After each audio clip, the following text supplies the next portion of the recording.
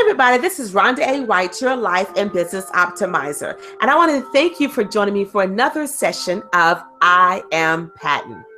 That's my clock going off. Woo woo! You have some background music. But anyway, I Am P.A.T.E.N.T is a movement that was created just for you. Just so that you can understand that you have the exclusive right to be who you are. You have the exclusive right to be in control of you because you were born to succeed. You were born for greatness and you was born for such a time as this. So tonight in our series, we're going to be talking about I am a trendsetter. We understand that I Am P.A.T.E.N.T is all about you affirming you and affirming that I am powerful, I am authentic, I am tenacious, I am electrifying, I am so necessary, and I am the trendsetter. So I want to bring on my guest tonight, Miss Jennifer. But before I bring on Miss Jennifer, I want to tell you a little bit about her. I'm so excited about her being up here. So Miss Jennifer is a business friend of mine, and she's an entertaining speaker, a certified coach, a bestseller author, and a trainer. Jennifer shares her experience to inspire and motivate you and your team into taking action. Her goal is to help everyone play well with others. Boy, we need that. By focusing on the participants, engaging them, exploring solutions to their struggles, time spent with her is worthwhile and refreshing.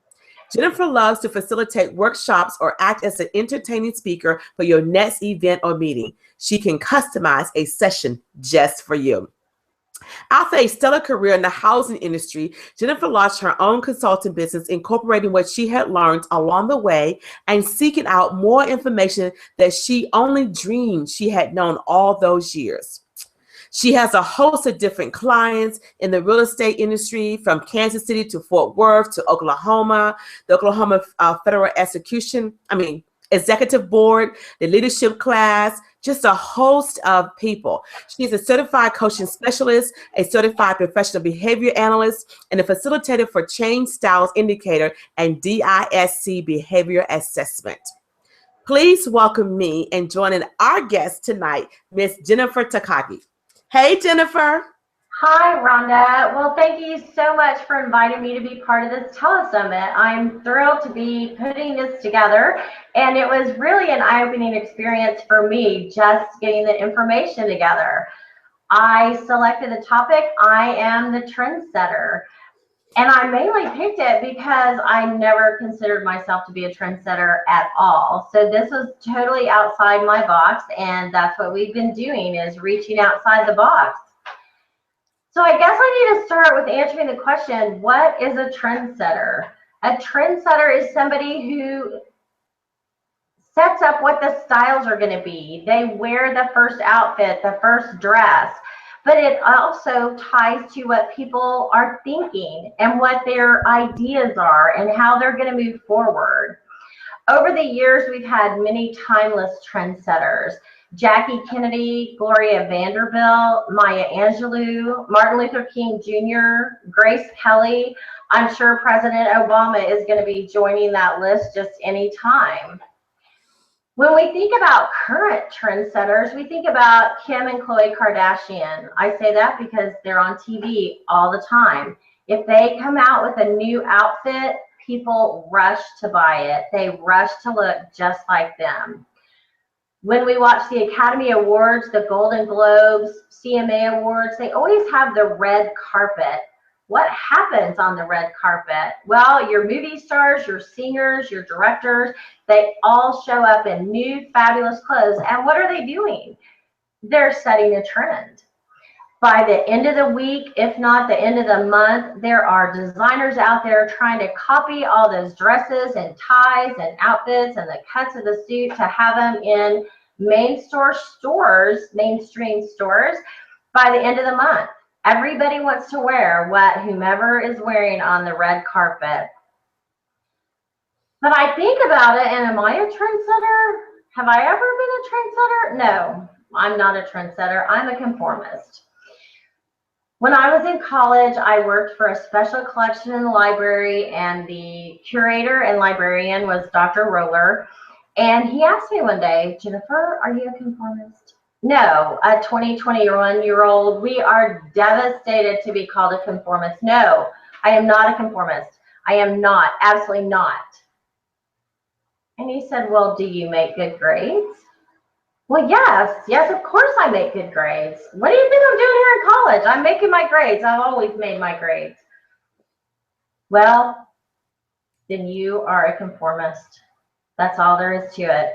A conformist does whatever the professors tell you to do, and you make your grades. I was devastated. I didn't want to be a conformist, but I embraced what he said because I could not make a better argument. I'm a conformist. That's what I do. I conform. When we start all the discussions about going to college, I was talking to my high school Spanish teacher, and I said, what am I going to do when I get to college? I don't even know what my major is going to be. What am I going to do? And she said, well, what do you like? And we had to go through all the subjects, and of course, I hated everything. And she said, well, you have, 2 years of French, a year of Spanish, a year of Latin. I think you like languages. Where are you going to school? Well, I'm going to Oklahoma State University. That's where all my friends are going. I'm going to follow them to Oklahoma State University. And she said, no, you're not.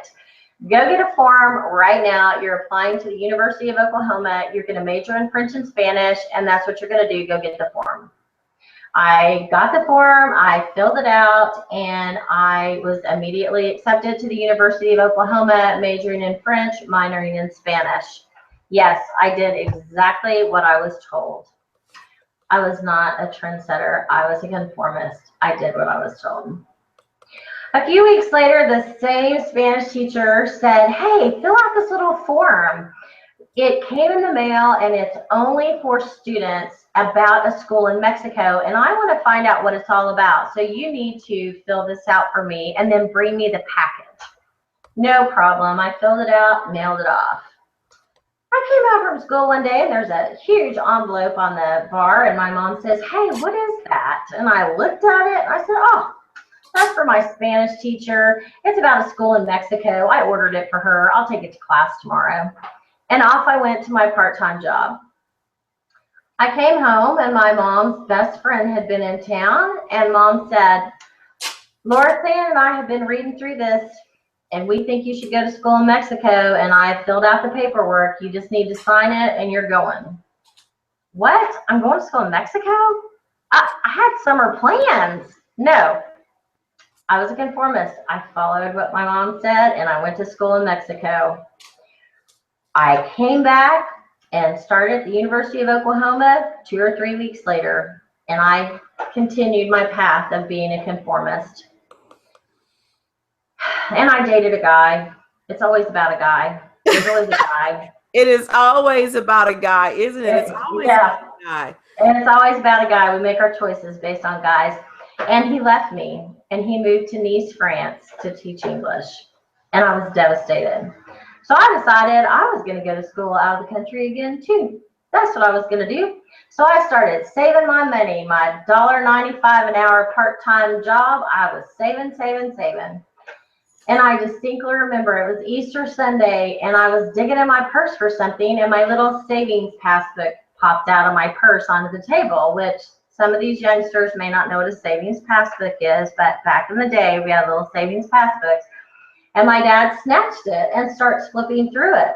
And my mom was at the other end of the table hollering, you just let that go. That is not yours. That's hers. That's her money. Dad closed the passbook, sent it back to me. Well, my mom could not stand it. Dad now knew how much money I had saved, and boy, she was not going to be undone. She took it and looked and said, what are you doing with all this money? I had saved $2,000. I was going to school out of the country, and I told him so. I'm going to school in Mexico. OU has a program in Mexico, and I'm headed to Mexico as soon as I have enough money. I kept working. I kept saving my money, making my grades because I was a conformist, and that's what you do. And my mom called, and she said, Jennifer, I don't want you going back to Mexico. I found you a school in Spain. You're going to school in Spain, and you leave February 1st. What? Where did that come from? Okay, but Mom, wait. My degree's in French. I have to go to France. I cannot go all the way to Europe and not make it to France. Fine, just don't go to Mexico. I never understood why she didn't want me going to Mexico, but she did not. I came back after a semester in Spain, 3 weeks outside of London at my cousin's house, and a summer in France to get back to the University of Oklahoma and finish my schooling. I graduated from OU. And then I started working in the housing industry. Well, the housing industry is absolutely nothing if it's not about compliance, following the rules, following policies, procedures, laws. I was a perfect person. I was a conformist. I fit right in. I was there. So in all of your time of being a perfect person, so how did you transition to become a trendsetter? Well, let's just look back. I was a trendsetter all along. Absolutely. I was a trendsetter in high school. Who switches from schools where all their friends are and goes to the opposing university? And those of you who are not from Oklahoma, you don't know it, but there's a major rivalry between OSU and OU. Yes. You don't switch teams, and I switched teams. I was a trendsetter. Who goes to school and majors in French? Do you know anybody, Rhonda? Anybody at all who went to school and majored in French? No, you do not.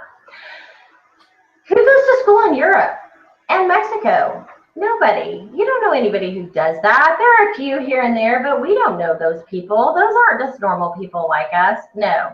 So I was a trendsetter. I was a trendsetter all along. But when Dr. Roller told me I was a conformist all those years ago, I bought it. But I really wasn't a conformist. I was a trendsetter, conforming enough to make it through and to do what had to be done. And one day I was at work and my boss called me in and said, they're closing down the office. You have to relocate or retire. I was too young to retire. I couldn't do that. I said, you're crazy. This is not happening. So on my way home, I am making phone calls, trying to find out what is going on. She was right. We were going from 56 offices to 10. And if you didn't work in one of the 10 offices, you had to retire or relocate. Oh, that was not going to work for me. I did not want to relocate. I'm from Oklahoma. I've lived other places, but I was not doing it. No, I was not. So then what? What was I going to do? What did I like? What was the one thing I had done my whole career that I enjoyed? Training. I had done training all the way through. Actually, when she made that announcement, I had just come home from traveling for about 48 weeks out of 56 being out of town training. That's what I did. So then I spent the next couple of weeks searching my emails, sending messages to people asking them, how do I start a business? How do I become a trainer? Can I make a living? Retiring early sounds absolutely wonderful, but guess what? It was a 70% pay cut. That was not going to work with my lifestyle and what I wanted to do in my life. And also, I was fairly young to be retired. I can eat bonbons and read for a while, but at some point, you need to get up and do something. I launched my business. I decided I wanted to be a trainer and a speaker. I am certified to train on the DISC behavioral profiles, change style indicator. And then I clicked the button, took all the courses, passed them all, and now I'm a certified coaching specialist. Okay, none of that was even on my list of what I wanted to do. So that's what trendsetters do. They do stuff that's not what everybody else do. So this is a great, I did not know this about you, Jennifer. This is a great story. I'm like, oh my goodness. So listen, in talking about trendsetter, you know, when you think about the word trendsetter, and like you said, when you first started out, most of us refer to it as in fashion. You know, I'm the first person that's wearing this particular style or this particular color or whatever and stuff. But actually in our lives, there's so many things we could be a trendsetter in. You went to the rivalry college. You went abroad to study.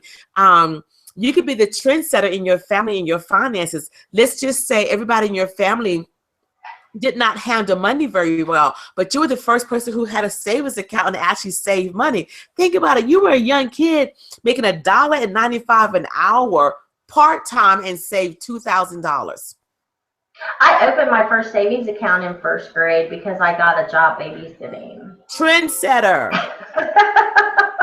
This is I what this is did. about. I did. So you don't have to do what everybody else expect you to do. You don't have to do what's considered to be the norm, or following the Joneses, keeping up with the Smith. You can do your own thing. You have the exclusive right to do your own thing, to be happy for you, and to be that trendsetter. I love that. You do, and it's really kind of necessary. It doesn't matter if you're an entrepreneur like we are, or if you're in the business world. You want to be the best at whatever you're doing, and to do that, you have to be a trendsetter. And my gift in this telesummit is a short little workbook to help you get on the mindset of being a trendsetter. And one of the first Oh, things that I put in there is about goal setting. After I retired, after I was sitting at my office, I opened a training booklet, and it had a piece of paper where I had jotted notes on goal setting. And it said you need short-term goals, long-term goals, and steps to accomplish them. And as I was looking at that, on that worksheet, I put I wanted to retire early and become a trainer. And when I filled out that form, there was no authority to retire early. I had no idea it was going to happen. And the goals were 2 to 5 years. And like the fifth year after writing that, I retired. I became a trainer. I've been a trendsetter all along and didn't even know it. So my challenge for all of our listeners out there are to get my little workbook. Come up with your goals. What do you really want to do? Find a way to make that happen. You may not be able to make it happen now, but if you start taking the steps, it might just happen for you sooner than you thought, just like me. There are also some next steps on finding other trendsetters that you want to follow in your field so that you can have the best, most up-to-date guidance, so that you can be the best that you can be. You can connect with me on my website, jennifertakagi.com, or join my Facebook group, Connect, where I provide tips and guidance to hone leadership skills, because that's really what my passion is. I didn't have a lot of good leaders in my career that I looked up to, and I wish I had had more information then when I was the leader, and I want to pass that on to other people. And I want to thank you so much for reaching out and asking me to participate in your telesummit, Rhonda. It's really stretched me even further, and I look forward to working with you in the future. absolutely, Jennifer. I love your story. I mean, oh my gosh, I did not know that. And the fact that even throughout your life, you continue to set trends. You didn't even now, you still setting trends. You still haven't stopped from what I know about you now. So that's just amazing. And so I want to encourage everyone to understand that, you know, sometimes we have to own us. Sometimes we have to own who we are and just be who we are. And in the midst of that, we're not necessarily conforming to anything. We're actually setting the trend. My daughter and I have a little joke that we have, kind of little inside joke that we've had since she was a little girl, where we would go into a restaurant or we would go into a business and it'd be like empty. And within 15 minutes, it'd be full. So we always go, oh, trendsetters. People come in after we come in. So it's kind of funny. So I get that. And that's what I love about being a trendsetter. Be who you are. You don't have to imitate anybody. Just be you. So Jennifer, thank you so much for sharing your story. Thank you for taking time out of your busy schedule and being here. I want to invite everybody to go over to the Facebook group, I Am P.A.T.E.N.T, IAMPATENTD. Join us there for more conversation with Jennifer and all the other speakers. I'm excited that you took time out of your schedule today to listen to this segment of I Am P.A.T.E.N.T, all about being a trendsetter. And I want to encourage you to go out today and become your own trendsetter. This is Rhonda A. White, your life and business optimizer. Thank you for joining us, and we will see you online.